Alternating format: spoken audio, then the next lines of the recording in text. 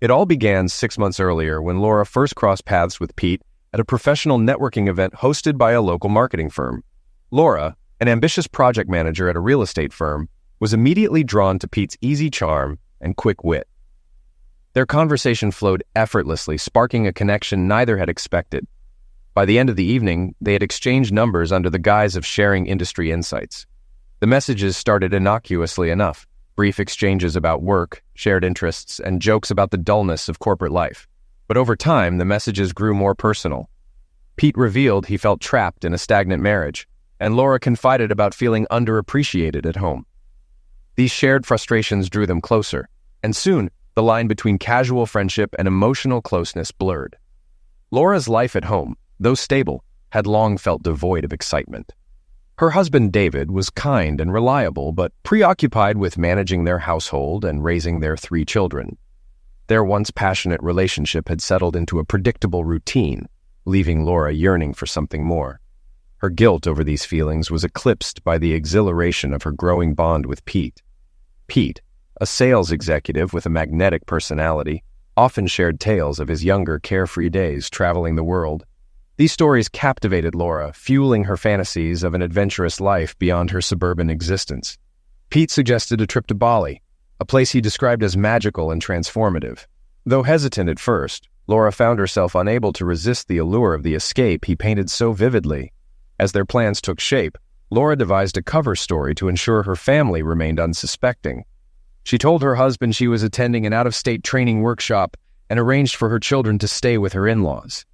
The meticulous planning brought an unexpected thrill, making the trip feel even more like a forbidden adventure.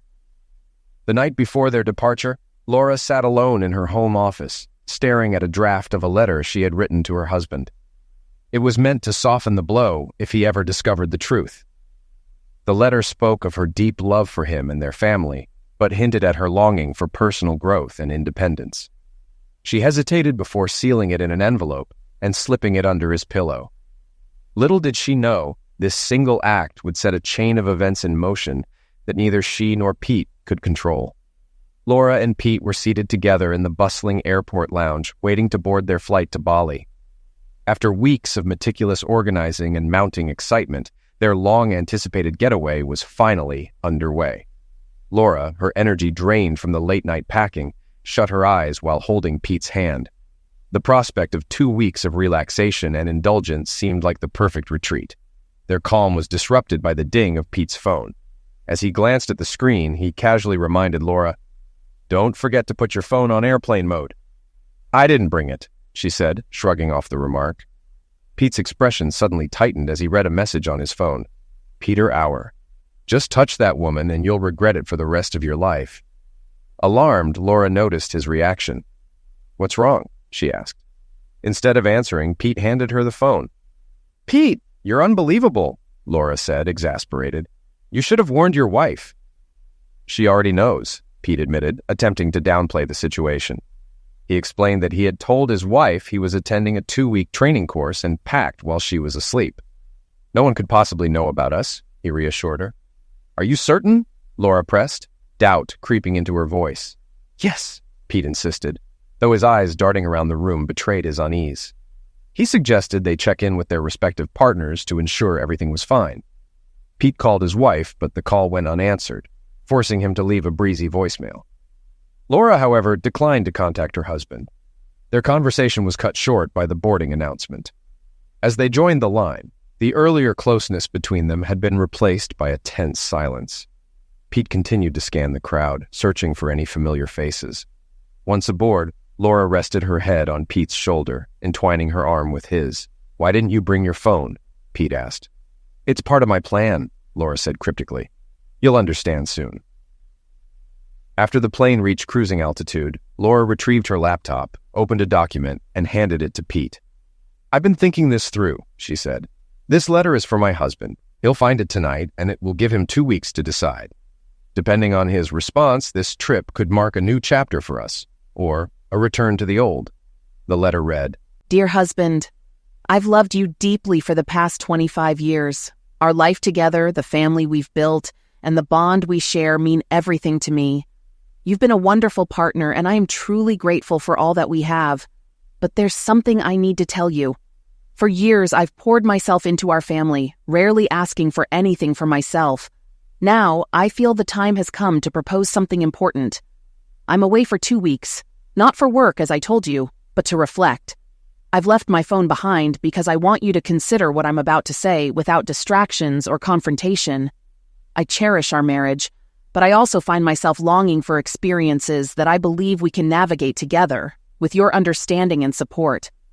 I'm asking for your permission to explore connections outside our marriage. My love for you remains unwavering. You will always be my priority. If you agree, I promise to be discreet and respectful of our relationship. If this ever becomes public knowledge, I'll stop immediately. If you disagree, I will honor your decision, and we'll move forward as we always have. Please take these 2 weeks to think about it. I trust you to decide with the care and love you've always shown me. Whatever your answer, I will respect it. Yours always, Laura. Pete finished reading and looked up. Wow, Laura smiled. It's good, isn't it? I did borrow a bit of phrasing from a story on an erotic fiction site. Pete raised an eyebrow. You're calling this an investment in your future? Why? It's simple, Laura said. I'm asking my husband for permission to step outside our marriage. If he agrees, I can live without guilt. If he doesn't, well, I'll know where I stand. And, let's be honest, replacing you would be its own challenge. You really think he'll agree? Pete asked skeptically. Absolutely, Laura replied. I framed it as his choice. If he says no, we'll keep sneaking around. If he says yes, it's a win. He'll think he's in control. Pete frowned. It's not logical to him, it's emotional. That letter basically tells him he's not enough. No man wants to hear that. He'll either fight back or fold. You don't know him like I do, Laura said confidently. He values honesty. This is a calculated risk.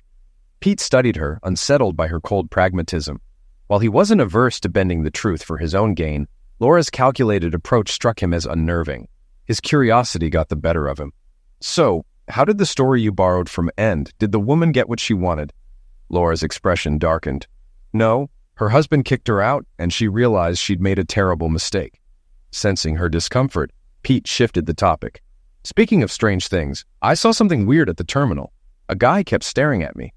When I looked at him, he made a throat-slashing gesture. Freaked me out. Laura raised an eyebrow. What did he look like? Tall, over 6 feet, dark hair, goatee. Just a regular guy, Pete said, shrugging. Laura's expression shifted as she opened her laptop, pulling up a picture of herself standing beside a man in front of a house. Her voice quivered as she asked, Was this the guy you saw? Pete squinted at the image. Maybe. I'm not entirely sure. She scrutinized Pete's face, questioning whether he was being truthful or trying to hide something. Could he be covering up the possibility that her husband had discovered their affair? For the first time, doubt crept in. Pete was unfaithful to his wife. Could he really be trusted? What was he wearing? Laura pressed. Pete shrugged, clearly annoyed. Laura, guys don't pay attention to that kind of thing. Undeterred, she continued. Didn't you say my husband dropped you off at the domestic terminal? Yeah, but I made sure he drove off before I took the bus to the international terminal, Pete replied confidently. He'd have to park, figure out where I went, and track me down through check-in. It's not likely. Despite Pete's reassurances, Laura's unease didn't fade. Sensing her persistence, Pete decided to pivot the conversation. Is that your house in the photo? Laura, momentarily distracted, answered automatically. Yes, that's ours. We bought the land as an investment. It's a steep, narrow beach property. My husband spent over 15 years designing and building it himself, piece by piece. Every room has its own unique mural, nautical designs in the bathrooms, a business motif in the study, even with a creek running beneath the house. He incorporated it into the design. It's won architectural awards. Pete nodded politely, but his thoughts were elsewhere. He couldn't shake the unsettling feeling that someone, maybe Laura's husband, was already one step ahead of them. The conversation meandered to family, a subject they usually avoided. Pete mentioned his 2 kids, ages 6 and 8, while Laura spoke about her 3, Sarah, 23, a newly minted real estate attorney, and her teenage sons, Daniel, 16, and Larry, 13. Still uneasy, Laura tried to refocus. She jotted down a mental checklist. Lawyer, home, kids. Her thoughts raced toward contingency plans, how to protect her family and assets if everything fell apart. The silence between them deepened and Laura chastised herself for not being more cautious. She replayed the events leading up to their departure. Thursday night, she had meticulously packed for the trip, ensuring her choices matched the cover story of a work conference. Her husband had seemed normal, even affectionate, as they spent the evening together. Friday had followed the usual routine. Laura went to work, arranged for her husband to pick her up since her company car was in for service, and shared lunch with the kids. Later, they dropped the boys at their grandparents' house and spent a quiet evening together. Laura's excitement for the trip had blinded her to any potential red flags. On Saturday morning, she convinced her husband to help her check her bags and leave quickly, a break from his usual habit of lingering. His easy compliance, which had initially relieved her, now felt suspicious. Had he suspected something? Despite her careful planning, Laura clung to the idea that her husband was in the dark. He didn't know her coworkers, and no one from work knew the truth about the trip. Pete's unsettling text? Probably a prank. The man Pete saw at the terminal? Just a stranger with bad manners. She repeated these reassurances to herself. Even if her husband pieced things together, the letter she'd left behind provided plausible deniability. It framed the trip as a getaway with a colleague. Still, Laura felt the need to shore up her defenses. She decided to have Sarah discreetly retrieve the letter she'd left under her husband's pillow. During the flight, Laura drafted a message to her daughter, explaining she'd forgotten her phone at home and needed Sarah to activate Pete's number for contact, claiming she'd purchased a prepaid phone for the trip. Laura also instructed Sarah to find the letter, calling it deeply personal and meant only for her husband. She trusted Sarah's loyalty and discretion. Once they landed in Bali, Laura emailed Sarah and used Pete's phone to call her husband. There was no answer. Hours later, worry gnawed at her as they settled into their hotel. Finally, Sarah called back on Pete's phone, confirming she'd followed her mother's instructions. But she added a troubling detail. Her father had taken Daniel and Larry to the family's remote cabin for the weekend. He'd called her earlier, sounding preoccupied, and said he needed time to think. Sarah planned to join them that evening. Laura froze. Her husband hadn't mentioned going to the cabin, a secluded property without modern communication. The realization left her shaken. She ended the call without asking further questions, unable to process the implications. Meanwhile, her husband at the cabin prepared a barbecue for the kids. They begged him to take them camping the next day to hunt wallabies for stew. Sarah noticed he seemed preoccupied and decided to gently confront him during a family meeting. "Is it about Mom?" Sarah asked. "Yeah," he admitted with a heavy sigh. "She's been acting distant for months. And now, after yesterday and this morning, I've learned a few troubling things." The room was heavy with tension as their father sighed, completing his thought. They had always seen him as strong and cheerful, rarely this serious. The silence stretched. "Your mom told me she was going on a 2-week work course overseas," he began. The kids immediately replied. "She told us the same thing," he continued. "Yesterday, I picked her up from work. While waiting, I saw her talking to a man in his office. Something about their posture and expressions felt off. She took over 5 minutes to come out. Meanwhile, I saw his photo on the company wall. His name is Peter Auer. I even picked up his business card from the front desk." The children listened intently as he went on. "This morning, I couldn't sleep and looked in your mom's purse. I found her passport and noticed an Indonesian visa stamped 3 weeks ago. I remembered her reading a Bali travel brochure last month." Pausing, he looked at his children before continuing. "Bali is in Indonesia, not interstate. She lied about her destination, but accusing someone you love of cheating without proof is serious." Sarah spoke up. "We understand, Dad. You and Mom taught us to never cheat, never lie, and always respect others." Their father nodded. "That's why this is so hard. This morning, your mom asked me to drop her at the domestic terminal and leave. That was unusual. Normally, I'd stay until her flight departed. So I went to the international terminal instead. I saw Peter Auer checking in, and 15 minutes later, your mom showed up and checked in too. I was too shocked to confront her." Sarah hesitated. "Do you think she's—" "Yes, Sarah," he said heavily. "I believe your mother lied to us and went to Bali for an affair." Turning away, their father tried to mask his pain, but it was obvious. One by one, the kids embraced him, starting with Daniel. Sarah stepped back and looked up at him. "What are you going to do, Daddy?" she asked softly. He sighed heavily. "I don't know yet," he admitted. "If she's been unfaithful, it's over. Fidelity is non-negotiable." Even if she hasn't slept with him, I don't know if I can move past this. For now, I've sent them a message warning there will be consequences if they touch each other. It buys me time to decide." Sarah tilted her head, concern etched on her face. "But Dad, Mom left her phone at home," she said carefully. "She wouldn't have seen your message." Their father's expression darkened as he frowned. "What number did she give you to contact her?" he asked, his tone sharpening. Sarah pulled up Laura's instructions on her phone, read the first 6 digits, and her father completed the last 4 from Peter's business card. This simple act confirmed the truth for everyone in the room. Silence fell. "There's more," Sarah added. "Mom asked me to retrieve a letter from under her pillow and bring it to you." She handed him the letter. After hesitating, he began to read. Larry broke the impasse. "Dad, this is about our family. We make big decisions together. You have to tell us." Moved by his youngest son's determination, Dave read the letter aloud. One sentence in the 3rd paragraph stood out. "I'm going away for 2 weeks with a friend from work. I have never been unfaithful to you, and without your full blessing, I never will be." That single proven lie cast doubt over the entire letter. For the next hour, they debated the situation, analyzing Laura's motives.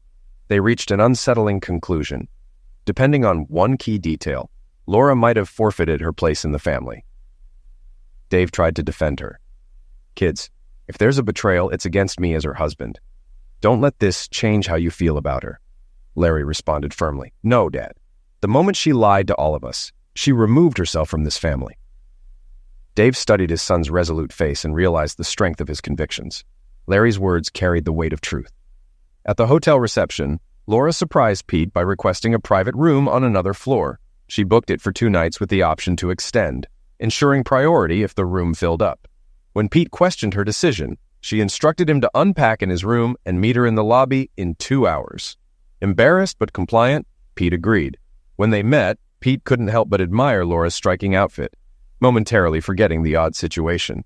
Their month-long closeness had been limited to kissing and touching, and Pete was eager for more. "What's going on, Laura?" he asked. "Think about it, Pete," Laura said sharply. "We planned this trip together, but you received a threatening message by name, warning you not to touch me. Then a man resembling my husband made a threatening gesture at you. Now my husband isn't answering my calls, which is completely unlike him." Pete grasped the implications, but didn't see how it concerned him. Laura pressed on. "I think there's an 80% chance my husband knows we're here. If he confirms we slept together, my marriage is over, and I'm not ready for that. If he doesn't know, I can't explain coming home early without lying, and after 25 years, he'll spot a lie immediately. Until I confirm he knows nothing, we're not sleeping together." Pete looked disappointed, but Laura waved him off before he could argue. "If you were my husband and suspected me of cheating, how would you handle it?" she asked. "Easy," Pete said. "I'd hire a private investigator." Seeing his realization dawn, Laura added, "Did you try calling your wife since we arrived?" Pete glanced nervously around the lobby as though searching for cameras. Laura said firmly, "Now you get it. Stay away from my room, don't touch me, and notify me immediately if my husband calls. Here's a list of the numbers he might use. Now give me a friendly kiss on the cheek and we'll part for now." Pete complied, and they retreated to their rooms, both wary of being watched. Had either checked the number from Pete's threatening message, they might have realized Laura was already a sufferer of her husband's suspicions. Over the next 4 days, the trip unfolded awkwardly. They ate at the hotel restaurant, avoided physical contact, and spent every day together in case Laura's husband called. Laura dragged Pete to clothing stores and a day trip on Tuesday, though Pete grew increasingly restless. On Monday, she bought a disposable phone and had Pete practice switching to it in case of a suspicious call. Her concern deepened when Sarah stopped responding to emails, though she rationalized that Dave might have extended a trip to their cottage with the kids. By Tuesday night, Pete's patience ran out. He discreetly booked another room, left unnoticed, and spent the night with a Javanese escort. Meanwhile, Laura's anxiety escalated. She stayed in her room researching divorce and emailed the family lawyer for advice. He confirmed her assumptions about a potential divorce, though he admitted it wasn't his specialty. By Friday, convinced her husband knew, Laura took action to secure her family's finances. She instructed her lawyer to lock down assets and transferred ownership of their last vacant property into a trust shared with Sarah. She also set up separate trusts for her 2 younger children, requiring dual signatures, one from the child, valid only when they turned 18, and one from a legal guardian, whom the lawyer recommended be himself rather than Laura. With her family's finances protected, Laura felt a slight sense of relief. If it turned out to be a false alarm, she could undo the changes. That night, she slept more soundly than she had all week. On Saturday, Laura's world unraveled with two devastating revelations in quick succession. First, Pete broke her rules by visiting her room. He confessed that his wife, who had been unresponsive, had asked his brother where to send divorce papers. Pete's wife had discovered he was on annual leave, not a business trip, and confronted him. Pete realized this was how Dave had learned of the trip. He immediately decided to return home to manage the fallout. Laura, shaken, contacted her lawyer to finalize all financial changes. She escorted Pete to the airport and then moved into his now empty room. The second bombshell came from a Facebook post on Larry's account, announcing his parents' divorce. Stunned, Laura screamed, "What's Dave doing?" She reflected bitterly. Divorce, she thought, should involve discussions and explanations, not unilateral declarations. Dave had always supported her career, allowing her to become the breadwinner while he stayed home with the kids. Yet now he was turning the family against her. Laura prayed for a sign to stop her plans before it was too late. As her panic subsided, Laura analyzed the situation rationally. Someone, likely Pete's wife, must have exposed her trip to Dave. If Sarah had disobeyed instructions and shown her father the letter Laura had written, the situation would be even worse. Reading the letter again, Laura saw its flaws, truths mixed with lies, promises that now rang hollow. If Dave had seen it, she realized, he would question everything, including her assurances of fidelity and her praise of him as a lover. Laura's greatest concern was Dave's wounded ego. She hadn't physically betrayed him, but the letter and circumstances suggested otherwise. She clung to the hope that the private investigator's report would confirm her innocence, at least in Bali. Reflecting on her actions, Laura felt a grim irony. She was the archetypal wife who had it all, yet she risked everything for a fleeting desire to rewrite her future. Now, she faced losing her family and still hadn't satisfied her craving. Determined to salvage the situation, Laura made plans to return home early. She wrote a vague letter to Dave, sent through Sarah, hoping to delay any irreversible decisions. She also scheduled an appointment with a marriage counselor. Meanwhile, back home, Sarah overheard Dave talking with their neighbor, John Smith, a lawyer. John asked, "So besides informing Pete's wife, what else have you done, Dave?" "Nothing yet," Dave replied. "I'm waiting to hear what Laura has to say before deciding on divorce." Sarah interjected sharply, "Dad, stop being naive. Mom's lawyer had me sign a trust agreement that effectively removes your control over family assets. She's emptied most of the accounts. She's already making her move against you." Dave listened quietly, his face a mix of hurt and disbelief as Sarah laid bare Laura's apparent betrayal. Sarah handed her father a printed letter from Laura. He read it, then passed it to John. Dear Sarah, please print the attached document and give it to your father. I trust your discretion not to read it. This is personal between him and me. Dear David, I assume you now know I lied about my trip's purpose and destination. When I return, I hope we can talk. And you'll listen to my apology for the mistake I've made with the patience you've always shown. Please remember two things before doing anything drastic. 1. I love you and only you. Always have and always will. 2. Since we became exclusive, I've been faithful to you. I know my actions have caused doubt, but I'm willing to do whatever it takes to prove my fidelity. Arrange for a lie detector test upon my return and I'll take it, answering any questions you want. After resolving this, I'll apologize for the disrespect you feel I've shown. Please don't do anything rash. Divorce will devastate us both. You'd lose the house you love and half of our early retirement funds. Think about the children. Divorce divides families. Custody battles would hurt us all. Please, give me a chance to explain when I return. Your loving wife, Laura. After reading the letter, John remarked, "If we didn't know what she's been doing, this letter would seem compelling." Dave furrowed his brow. "What do you mean?" John leaned forward, his tone steady. "Dave, in my line of work, I see these situations all the time.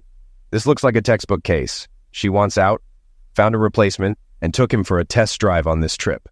If he proved suitable, her plan was likely to quietly move assets, poison your relationship with the kids, and file for divorce. Writing a letter like this and letting Sarah see it makes you appear weak, which makes it easier for the kids to side with her. The goal? Leave you penniless and isolated." Dave shook his head. That sounds extreme. John's eyes narrowed. I can prove it. Call 3 top divorce attorneys in town. If any refuse your case, it's likely because she's already hired them. It's a common tactic to prevent them from representing you. Skeptical but willing to try, Dave followed John's advice. He called a top attorney, only to be told they couldn't take his case. Unbeknownst to him, the reason was the firm's heavy workload, not Laura's interference. When Dave returned to the room, he sighed. Okay, John, I believe you. What should I do? John didn't hesitate. First, block all financial accounts she doesn't control and restrict joint spending. Cancel any shared credit cards immediately. Dave paused, conflicted. I still want to believe she loves me, but the second half of her letter doesn't align with that. Sarah, who had been quietly listening, spoke up. Dad, are you sure Mom lied to you? Yes, Dave said, his voice firm. Sarah met his gaze. Do you lie to people you love? No, Dave replied, his tone softening. What are the 3 pillars of a partnership you've always taught us? Love, trust, and respect. How many of those do you still have with her? 1, he admitted. And how much is Mom showing you now? Sarah pressed. None, Dave acknowledged. Exactly, Sarah said, her sarcasm cutting through the room's tension. When Laura tried to pay the fee to change her flight, her credit cards were declined. Panicked, she rushed to an ATM, but her card was also rejected. Realizing she had limited options, she quickly assessed her situation. Her hotel and meals were prepaid, so she wouldn't be left homeless or starving, and she had a few hundred in traveler's checks, though not enough to last. Asking her parents for money would raise questions she wanted to avoid. Laura emailed her lawyer to inquire about the frozen accounts and prepared for a dull, low-budget week before her flight home. Reflecting, Laura wondered how her supposedly foolproof plan had unraveled so quickly. She had assumed Dave wouldn't take drastic action and believed her infidelity would never be discovered. However, her plan had backfired spectacularly. 2 emails deepened her despair. The first, from Pete's wife Riley, accused her of destroying a marriage and jeopardizing the future of Pete's children. The second email, from her daughter Danielle, included one of Laura's letters to Pete with the question, "Why did you lie to us, Mom?" Laura realized her children were now part of her punishment, and Sarah's silence took on a new, troubling meaning. Laura replied to Danielle, promising to explain the misunderstanding upon her return. Danielle's immediate response stung. Strange that you chose to spend our vacation with another man instead of with Daddy and us. Throughout the week, Laura avoided the beach to prevent returning home with a tan that might confirm suspicions. She sent a long, vague letter to Sarah, emphasizing errors in judgment and her feelings of being undervalued as a wife and mother. She insisted again that she had never been unfaithful to Dave, but made no true apology, confident her strong position as a breadwinner shielded her. Meanwhile, Dave gathered the children to discuss their approach when Laura returned. Unless we hear otherwise, she'll be home Friday, he began. What do we do? Sarah spoke first, her tone sharp. Her latest letter proves she sees us as inconveniences. She chose a fling over her family. Unless she changes her attitude, I'm done with her. Dave nodded. Harsh but fair. Daniel? She just doesn't understand, Daniel said quietly. I hope she can learn, Dave replied. Larry? I don't care what happens to her, Larry said firmly. I just want to stay with you. Dave smiled at his youngest, then shared his plan. I think your mother lost her way after her promotion. If she admits her mistakes and shows remorse, we should give her a chance. If she doesn't, we'll reassess. What do you think? Sarah hesitated, but saw her siblings' need for stability. Fine, Dad, we'll try. But her letter shows no remorse. Oddly, I do believe she's never been unfaithful. Dave nodded. That's why I've planned a wake-up call for her. She needs to understand the emotional damage she's caused. If she breaks down and apologizes, we'll talk. If not, we'll decide what's next. Laura was caught off guard when she received a letter from Sarah, addressed to Dave and the children. It outlined her return timetable and sent a chill through her. According to the letter, Laura was expected home late Friday night. Upon arrival, she would take a polygraph test with questions submitted by all 4 family members. Afterward, she would stay in a motel for 2 nights to reflect, with the option to request a family meeting after noon on Saturday. Though irritated at being told what to do, Laura decided to play along, confident she could regain control after the polygraph. She believed the test would prove her fidelity and hoped it would convince Dave and smooth things over. She began speculating about the questions Dave might ask. If the test focused on whether she had sex with Peter or anyone else, she felt safe. However, questions about her intentions or behavior as a wife were more troubling, especially considering her history with Peter and Michael. Realizing overthinking could raise her stress levels, Laura resolved to stay calm. When she landed, Laura avoided telling anyone her arrival time, opting for a cab to the polygraph appointment. Instead of feeling triumphant, she arrived burdened, knowing the situation had spiraled far beyond her control. At the testing center, the technician explained the procedure and began calibration questions. Then came the first real question. 2 weeks ago, did you go to Bali with the intention of having extramarital sex with Peter Auer? Yes, Laura answered, her voice steady. The technician checked the readings, made a note, and closed the test. That's it? Laura asked, stunned. Just one question? The technician replied, yes, and I suspect it was written by your husband. It seems he doesn't care whether you had an affair in Bali. He wanted confirmation of your intent. To him, your intention was enough. He gestured toward divorce lawyer cards at reception. Good luck, Mrs. Brown.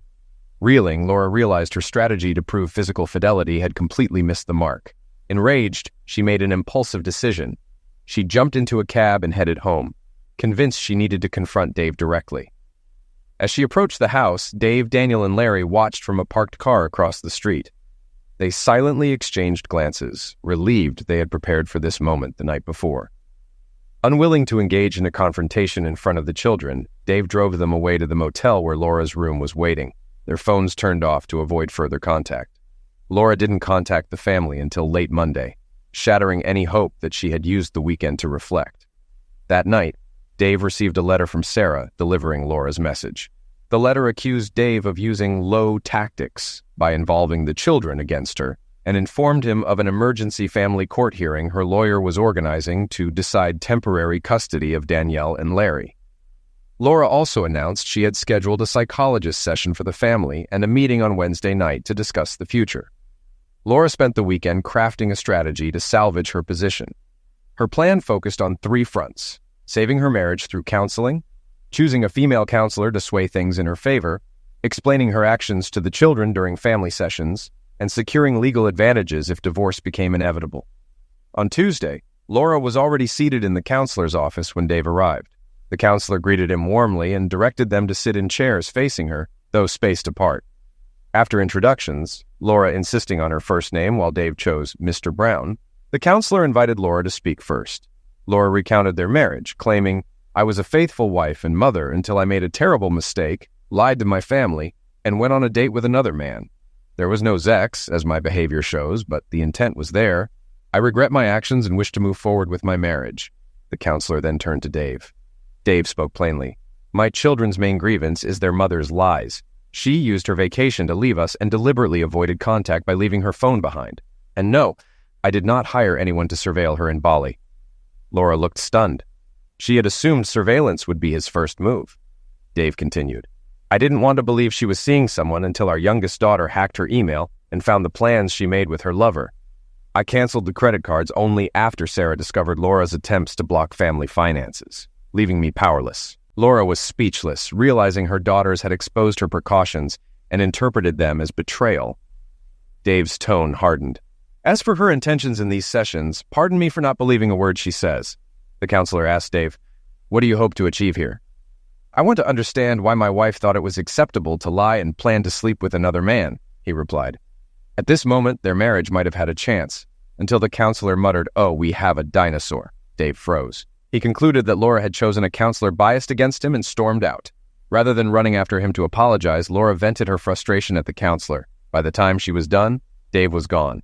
The counselor apologized to Laura and convinced her to schedule another session. She also contacted Dave to apologize and offered him a solo session. The family meeting on Wednesday fared no better. Laura invited them to dinner beforehand, but Sarah bluntly declined, reminding her mother she couldn't cook. They agreed to arrive at 7:30 p.m. When they walked in, Laura attempted hugs, but they all responded coldly. As they sat together on the couch, leaving Laura alone across from them, she tried to coax Sarah to her side. Sarah refused. Disheartened, Laura launched into her prepared speech. It was light on apologies and heavy on excuses. She claimed she felt unappreciated as a woman and breadwinner, lamented her husband's routine attention, and admitted she had missed the admiration single women enjoy. She justified her actions by saying she had succumbed to the flattery of a younger man. The cold, unyielding expressions of her family made it clear. Trust had been broken and there was no going back. During Laura's speech, she directed her attention at Daniel and Larry, avoiding Dave's gaze, while Sarah sat scribbling notes, her irritation evident. Finally, Sarah broke the silence. "Damn, Mom, you've let me down again." "What? Why?" Laura asked, startled. "I'd give you 85% on the cliché test. If you'd added that no one gets hurt if they don't find out, you'd score 100%, Sarah retorted. Laura flushed, unsure if it was from anger or embarrassment. She realized her children weren't going to sympathize with her, while Dave held their trust. "David," she said sharply, "to the kitchen, now!" Behind the closed door, Laura hissed, "Does it really have to come to this, David? Me breaking you until you beg for forgiveness?" Dave sighed, saddened by her combative nature. "It doesn't have to. If you'd simply do what's right, none of this would be inevitable." "If you drop that counselor and I'll see you in court, Laura," Dave cut her off. On Thursday, Dave moved into a 3-bedroom rental house, aware the situation wouldn't resolve soon.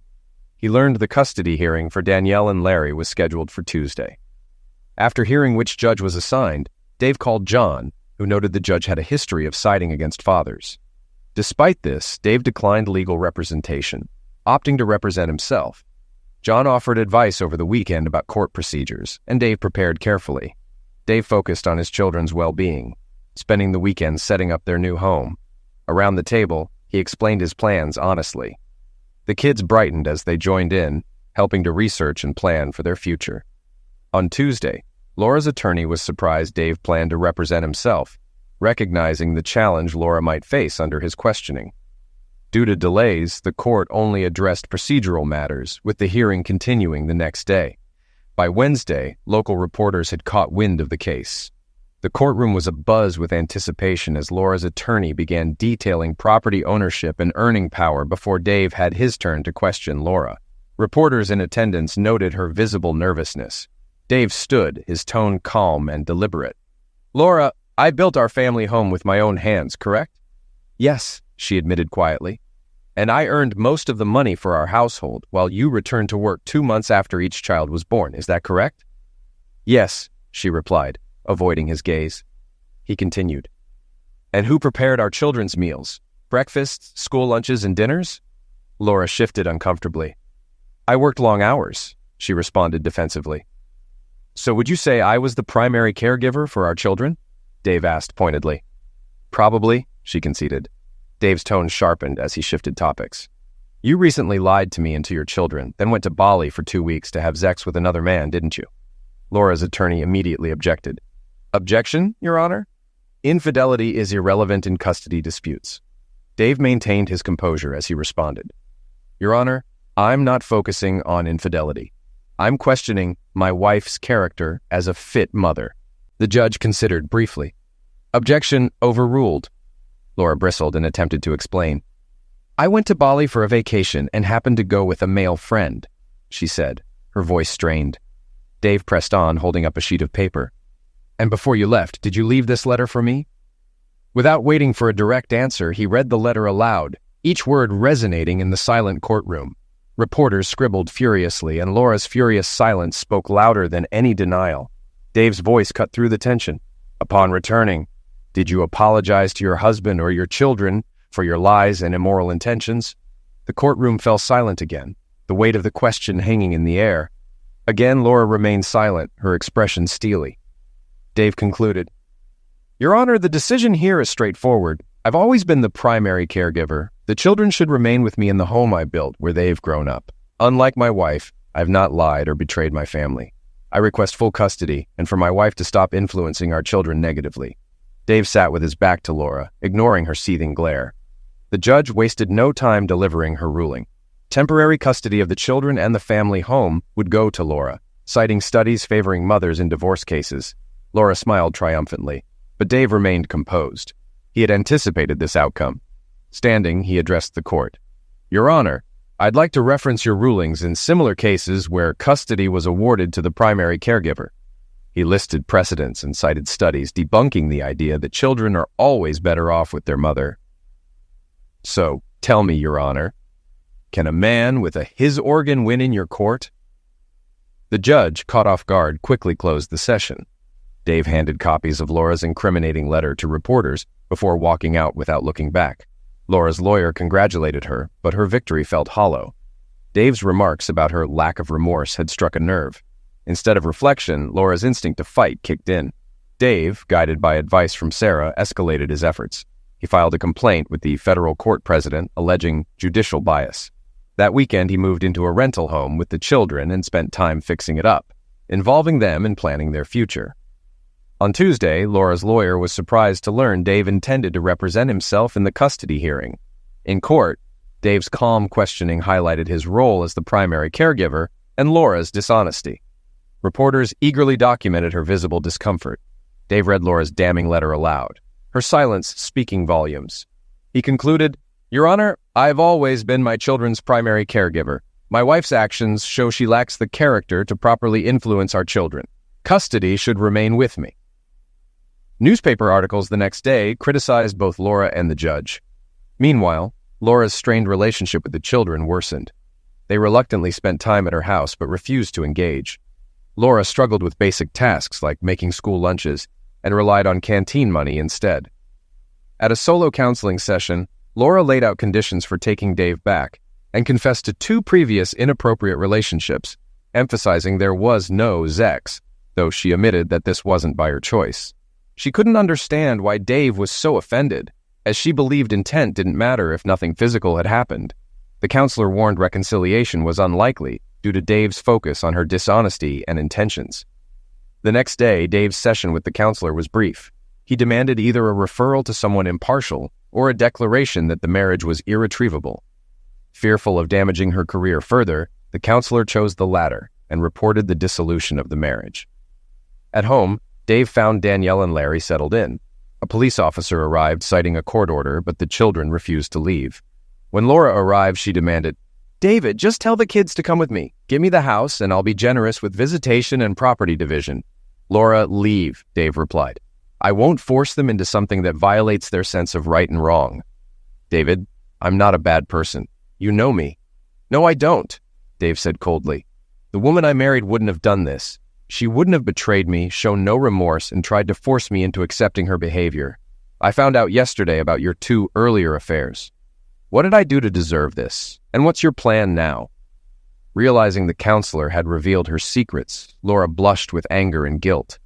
Unable to lash out at Dave, she seethed internally.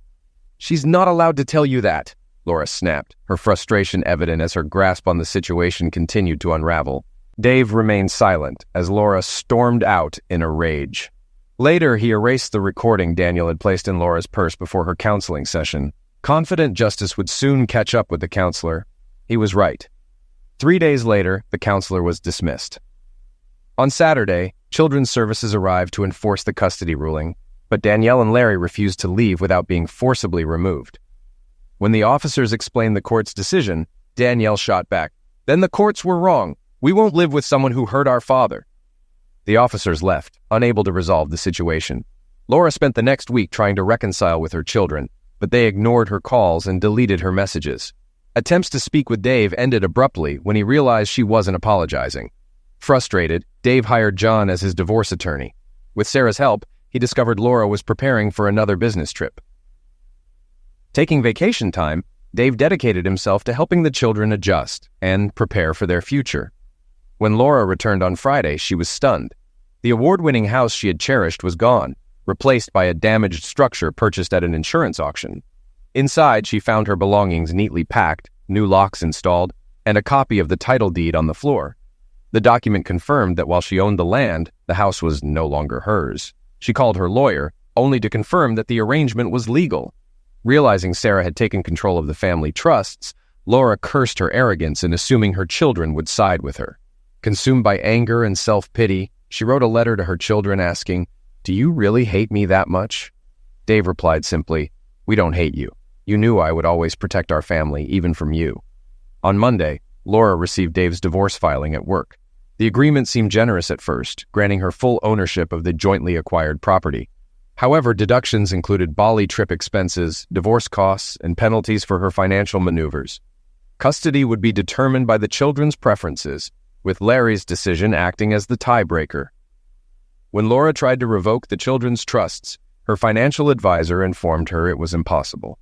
He planned everything perfectly, the advisor admitted.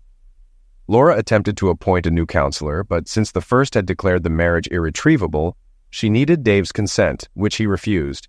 He reminded her that he had suggested a neutral counselor weeks earlier, but she had rejected the idea.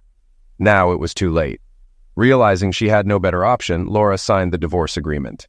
Though she retained custody and access to the trusts as the children's guardian, she lost the second parcel of land and other assets. The divorce proceeded quickly once finalized, leaving Laura to face the consequences of her actions alone. Laura's lawyer assured her the case would remain under the same family court judge, who was known for bias. He admitted he usually advised male clients to concede under this judge. Confident in her victory and planned to leave Dave destitute, Laura relaxed. She even toyed with the idea of magnanimously returning to his life on her terms, or leaving him to his supposed poverty. A month later, Laura entered the courtroom feeling confident, but was greeted by her nervous lawyer. He pointed out a woman in a suit seated in the gallery. "She works for the chief federal judge. Something's going on and I don't like it," he muttered, unsettling Laura.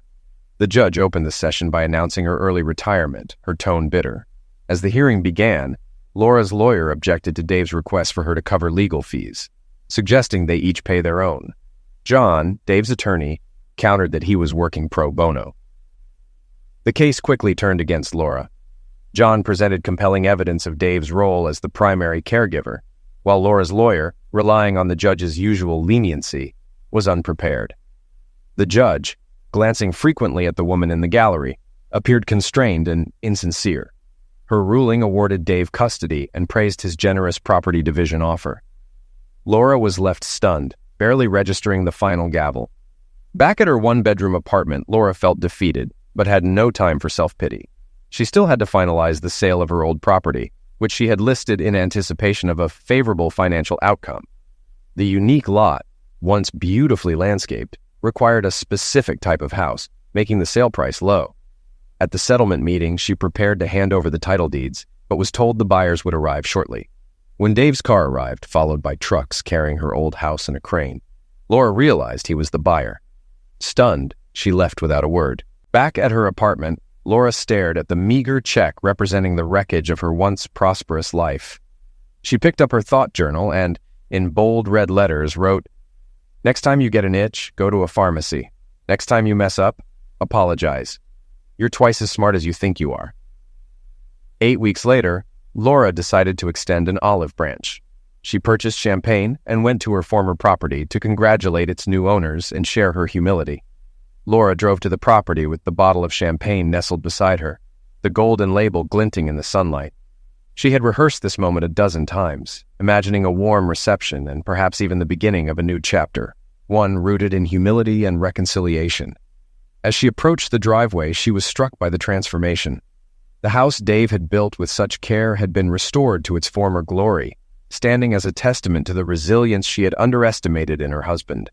When she knocked on the door, Sarah answered. The expression on her daughter's face was guarded but not hostile, giving Laura a flicker of hope. "Hi, Mom," Sarah said flatly, stepping aside to let her in. Inside, Laura saw the dining table set for a family dinner. Dave and the boys were arranging dishes, their laughter filling the room. The warmth of the scene made Laura feel like an intruder. She handed the champagne to Sarah, who raised an eyebrow but took it without comment. Dave looked up and met Laura's gaze. His face was calm, devoid of malice, but also lacking the affection she had once taken for granted. "Laura," he said simply, nodding in acknowledgement. "I wanted to say congratulations on the house," Laura began, her voice faltering slightly. "It looks wonderful. You've done an amazing job." "Thanks," Dave replied, returning to the table.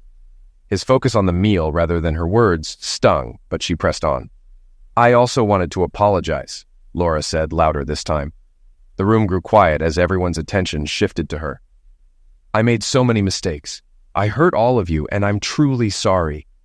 I hope you can forgive me someday." Larry's voice broke the silence. "Why did you do it, Mom?" he asked, his tone a mix of curiosity and hurt. "Didn't we matter to you?" Tears welled up in Laura's eyes. "You mattered more than anything," she said, her voice trembling. I just lost sight of that. I thought I needed something more, something different, and I was wrong. You all deserved better from me." Sarah crossed her arms. "So, what now?" she asked, her skepticism evident. "You've said sorry, but sorry doesn't fix everything." Laura nodded, acknowledging the truth in her daughter's words. "You're right," she admitted. "I don't expect everything to go back to how it was. I just want the chance to show you that I'm trying to be better." Dave finally spoke, his tone measured. "Laura, I'm glad you're reflecting, but the trust we had is gone, and trust is the foundation of any relationship. It'll take time and consistent effort to rebuild, if that's even possible." "I understand," Laura said softly. "I'm not here to ask for anything today. I just wanted to apologize and let you know I'm taking steps to change. I've started seeing a therapist and joined a support group for people who've made similar mistakes. It's helping me understand what led me here." The sincerity in her voice seemed to reach them, though no one responded immediately. After a moment, Daniel spoke up. "It's good you're doing that," he said cautiously. "But actions speak louder than words, Mom." "I know," Laura replied. "And I'm prepared to show you through my actions that I'm committed to making amends." Dave stood and walked to the door, opening it as a silent cue that the conversation was over. "Thank you for coming by, Laura," he said. "Take care of yourself." Laura nodded, understanding that she had to leave. As she walked back to her car, she glanced back at the house. It was filled with the love and unity she had jeopardized but now longed to protect, even from afar. Over the next year, Laura dedicated herself to rebuilding her life. She focused on her career, volunteering, and maintaining the personal growth she had promised her family. Though her interactions with Dave and the children remained infrequent, they were civil, and slowly, glimmers of warmth began to reappear. At Sarah's suggestion, Laura began writing letters to her children, sharing memories and reflections without expecting replies. One day, she received a response from Larry. It was short, but hopeful. "Thanks for your letter, Mom. I'm not ready to talk yet, but I'm glad you're trying." That single sentence was enough to renew Laura's resolve. She knew the road to redemption was long, but she was willing to walk it, one small step at a time.